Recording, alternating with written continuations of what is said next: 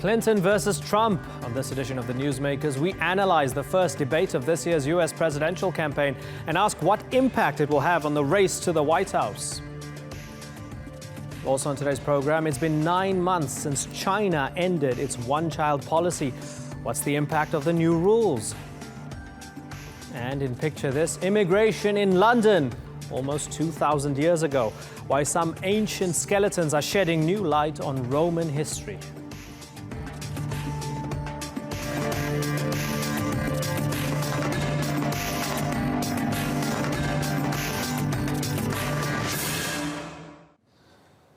Hello and welcome to the Newsmakers with me, Imran Garda.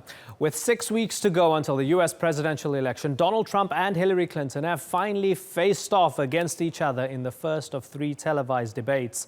How did the impulsive, unscripted Trump handle one of the world's most seasoned politicians? Clinton's experience certainly shined through as she put Trump on the defensive over a number of issues, including his temperament, his views on women, and his refusal to release his tax returns. But Trump also took some strong swipes, including asking why, after 30 years in public life, Clinton hadn't already fixed all the problems she keeps talking about. We'll be unpicking those issues and more in a moment with a supporter of each candidate. But first, Randolph Nogel sets the scene on one of the most highly anticipated nights of the campaign so far.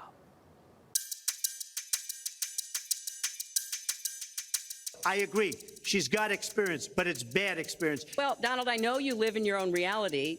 I said she doesn't have the stamina. But this is a man who has called women pigs, slobs, and dogs. On the debate stage, the stakes are higher. Up for grabs, a fertile middle ground of undecided voters. Hyperbole, a permanent fixture of this election, is riskier.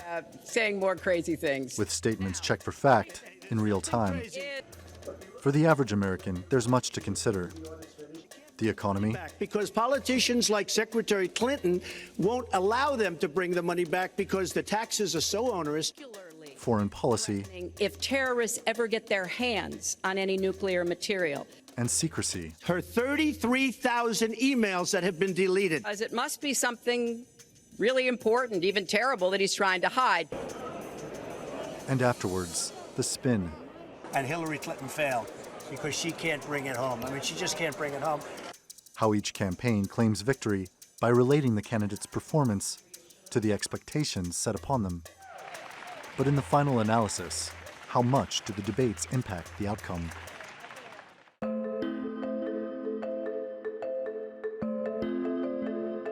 U.S. presidential elections have many metaphors. The horse race. Ma'am, stop pushing this. The media circus. Thanks a lot. And the prize fight, the debates. They're an opportunity to look presidential. And what is important is making sure that we disagree without being disagreed. They offer a chance to change weakness into strength. I will not make age an issue of this campaign. I am not going to exploit, for political purposes, my opponent's youth and inexperience. The first televised debate in 1960 is thought to have changed the game for TV-friendly John F. Kennedy against the grisly Richard M. Nixon. But in the age where TV and social media offer round-the-clock coverage of the campaign and the candidates, do the debates really hold that much consequence for the outcome of U.S. presidential elections? Randolph Nogel, The Newsmakers. Well, joining me now here in the studio is Christina Asquith, Director of Across Women's Lives for Public Radio International and a supporter of Hillary Clinton. And from Spokane in Washington State is Matthew Hurt, a Republican Party official who was also a delegate at the convention. Thanks, both of you, for joining us. Christina, let me start with you. So it was much awaited, blockbuster event, 100 million strong audience. That's what they estimate. Was it worth the hype, and did we learn anything from it? It was unbelievably an exciting moment in television. I woke up at 3:30 a.m. to watch it. I was on Facebook with 9,000, 10,000 member groups. People were saying they couldn't eat, they couldn't drink, they were on the side of their seats the whole time. And, you know, I do think it delivered. Actually, I was quite anticipating it was going to be a very staid and boring event just because it had been overhyped.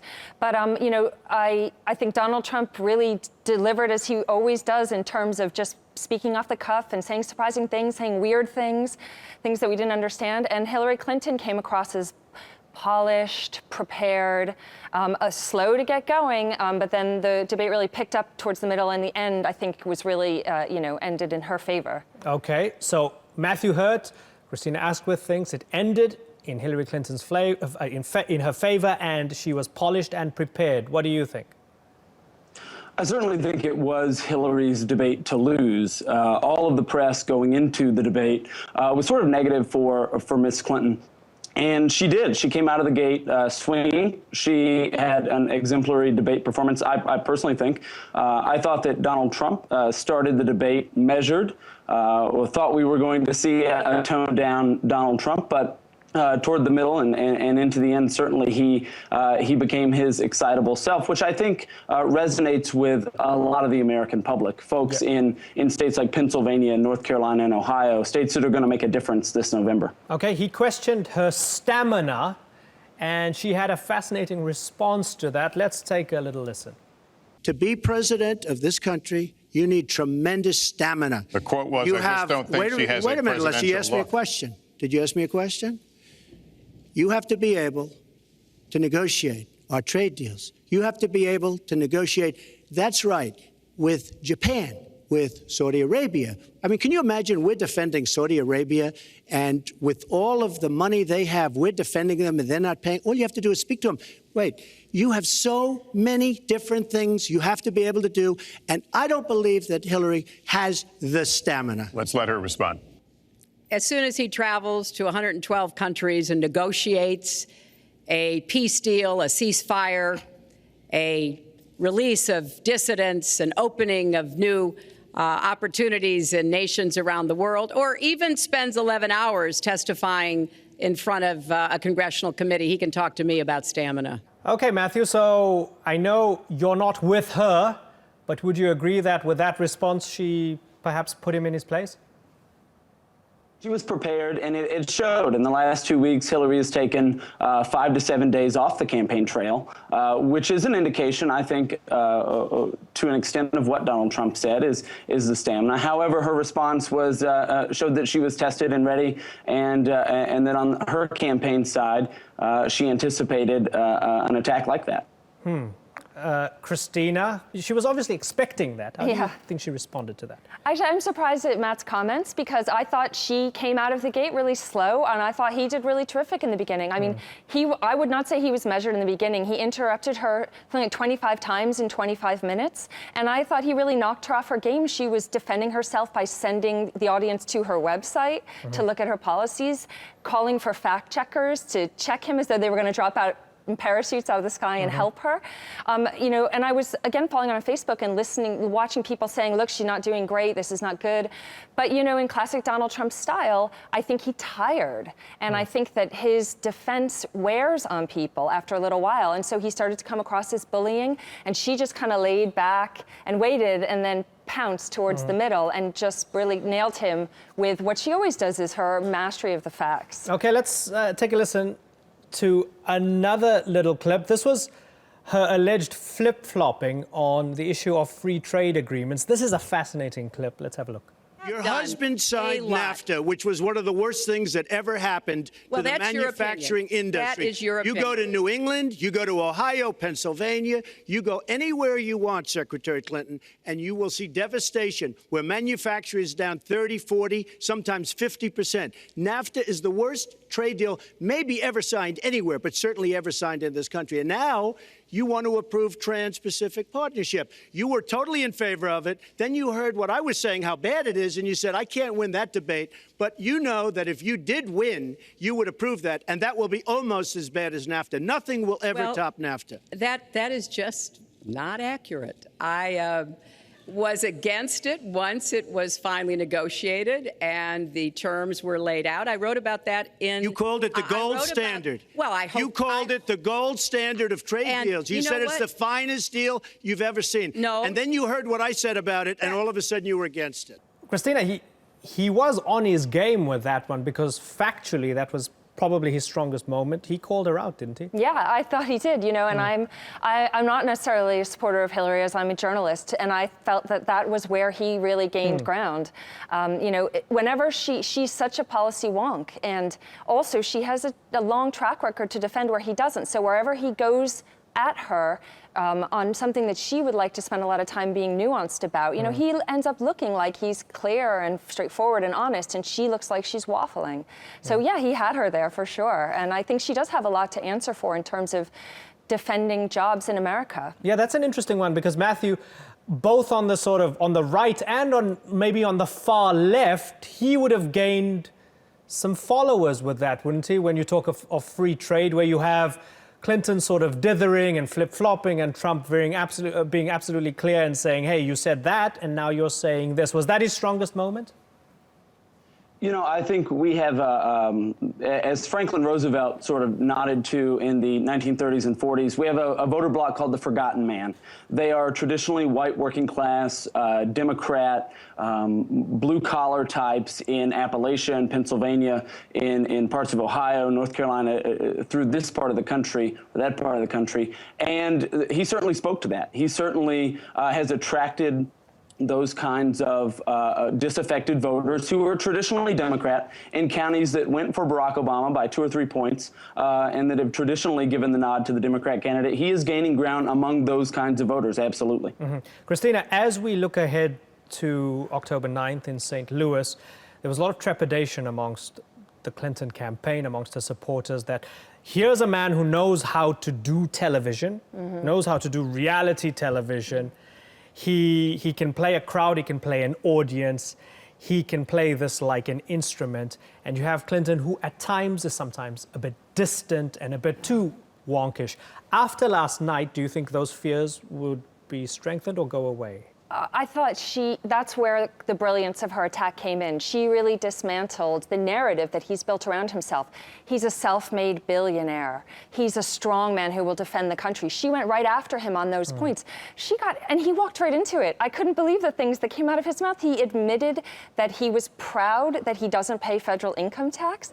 He admitted that he benefited from the housing crisis in 2008, and that made him smart. I mean, how is that going to message across the country? Yeah, let's listen to that. She asked him about his taxes. Here's what he had to say. Let's have a little listen. Maybe he doesn't want the American people, all of you watching tonight, to know that he's paid nothing in federal taxes, because the only years that anybody's ever seen were a couple of years when he had to turn them over to state authorities when he was trying to get a casino license, and they showed he didn't pay any federal income tax. So if he's paid zero, that means zero for troops, zero for vets, zero for schools or health. And I think probably he's not all that enthusiastic about having the rest of our country see what the real reasons are, because it must be something really important, even terrible, that he's trying to hide. So, Matthew, you didn't pay taxes. That makes me smart. You talk about the forgotten man. How's the forgotten man gonna respond to that when he hears a multi-millionaire, or a billionaire rather, as he claims, say, hey, I didn't pay my taxes and I'm proud of it. I robbed from the American people and I'm proud of it. The forgotten man's not going to respond well to that, is he? You know, I think what we have and what Mr. Trump sort of signified and what I think to an extent Hillary Clinton would like to discuss is we have a tax code that is established for 2 different types of people in this country, just like we have a justice system that is established for 2 different types of people in this country.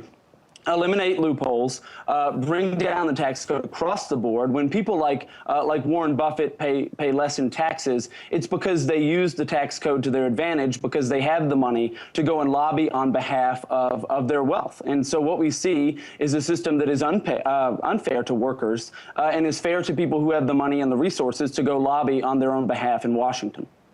Do you really think, Christina, that's what he was sort of referring to? I mean, I wonder also if that's going to make a difference. I think Hillary Clinton has her campaign commercial laid out for her with that one quote that he gave her. But we also know, as he pointed out, that the Fraternal Order of Police, taxpayer-funded organization, supported Donald Trump. So are people going to care about this? At the end of the day, I actually think they will. He's got a lot of momentum up until this debate. I think we're going to see that stop now. And I think she's going to wake up feeling really great when she sees the headlines this morning in America. I think they're all going to come out in her favor. There's 2 more debates to go, so she doesn't want to blow it out and trounce him on this one debate. She's got to build it up and finish steady in the second and third debate right before the elections. Okay, Matthew Hurt and Christina Asquith, thank you both of you for joining us. Thank you so much.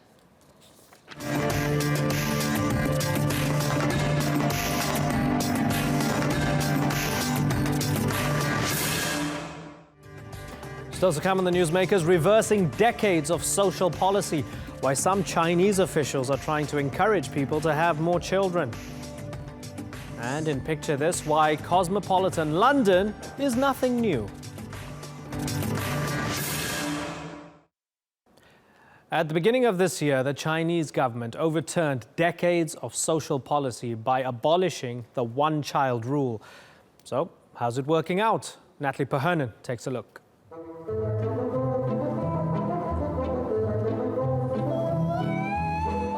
It's been 9 months since China abolished its one-child policy. All couples are now allowed to have 2 children. And some government officials are looking for ways to encourage a baby boom. Doing it starts with me is the phrase used by officials in one city in Hubei province to urge Communist Party members to do their bit and have a second child. But just because the policy's changed doesn't mean families are rushing to have baby number 2.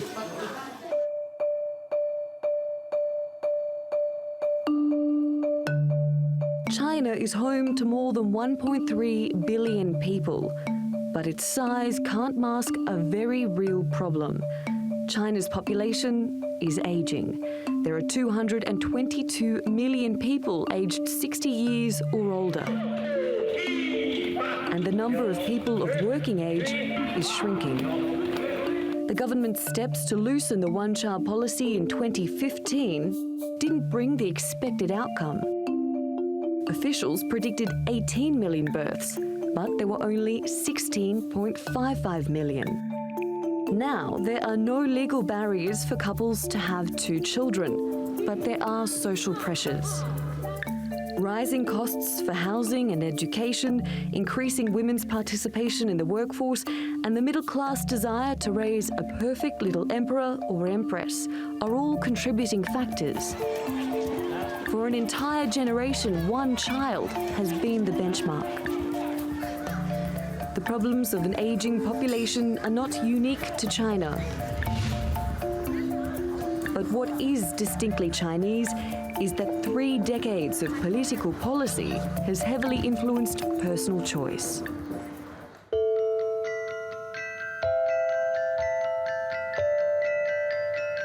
Since 1980, the one-child policy has shaped modern China.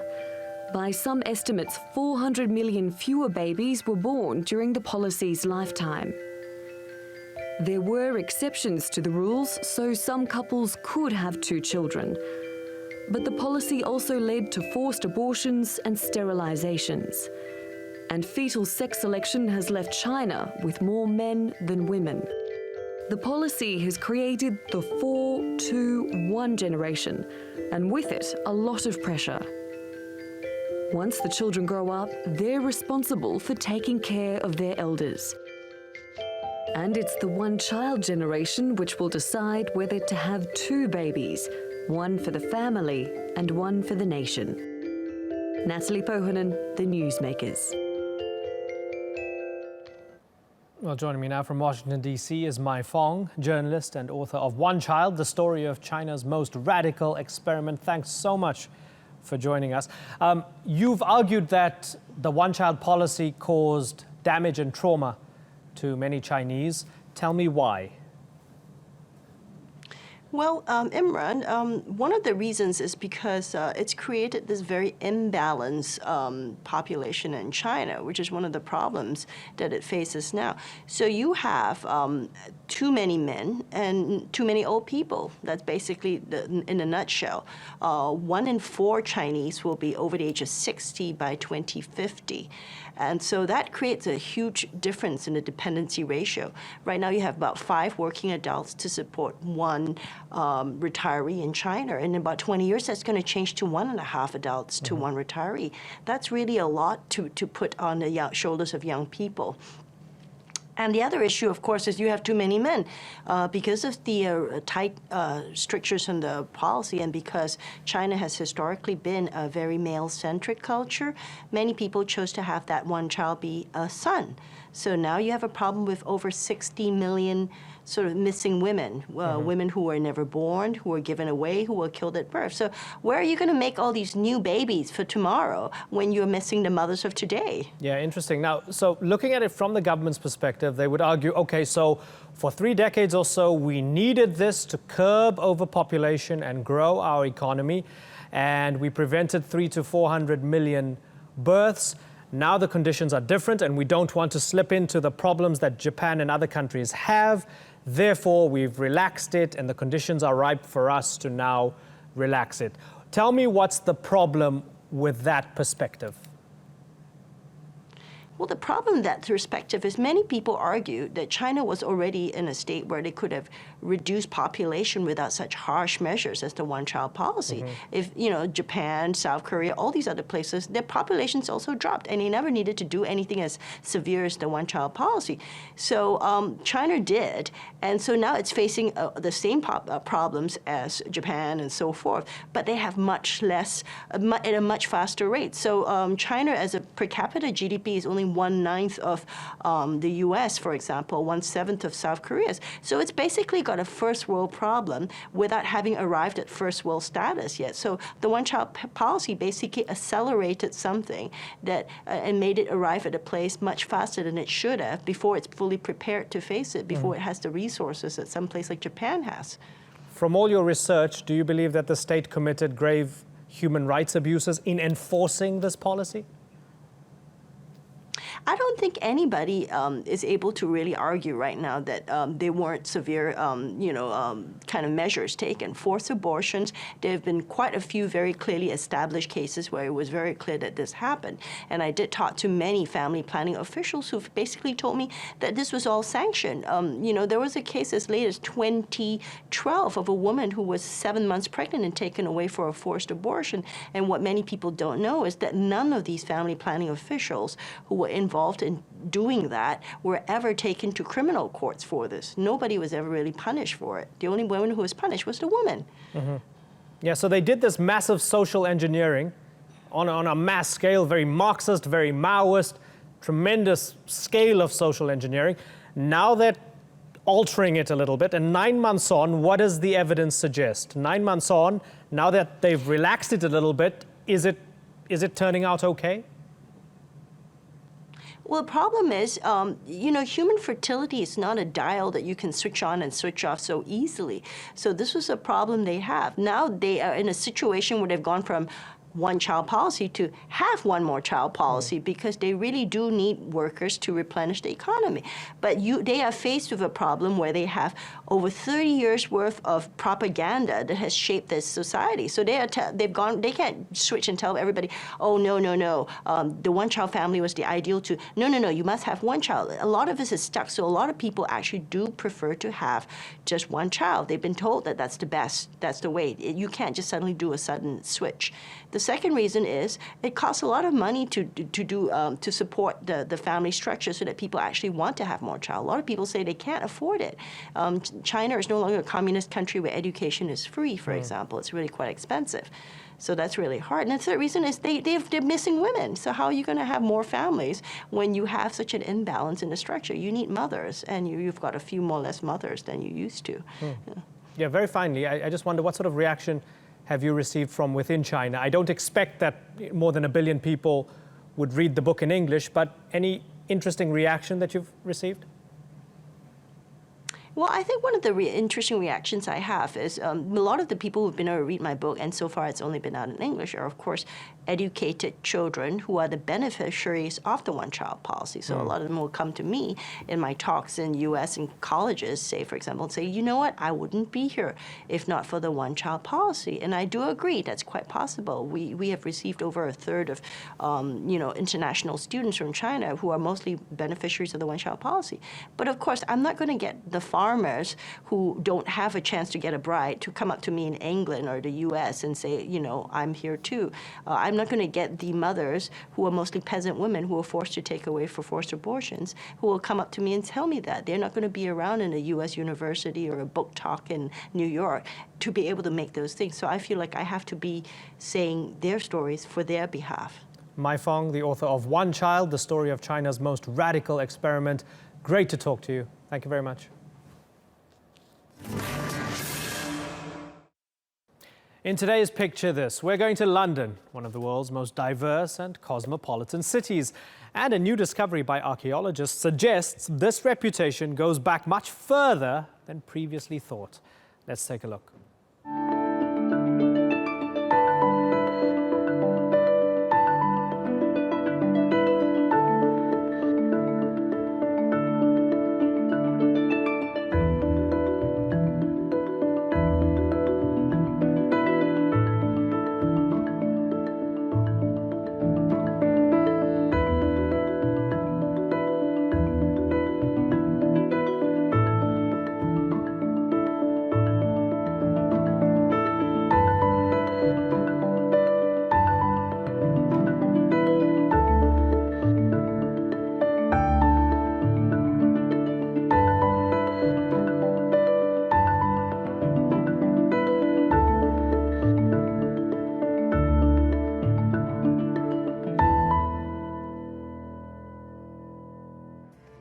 You've been watching this edition of the Newsmakers with me, Imran Garda.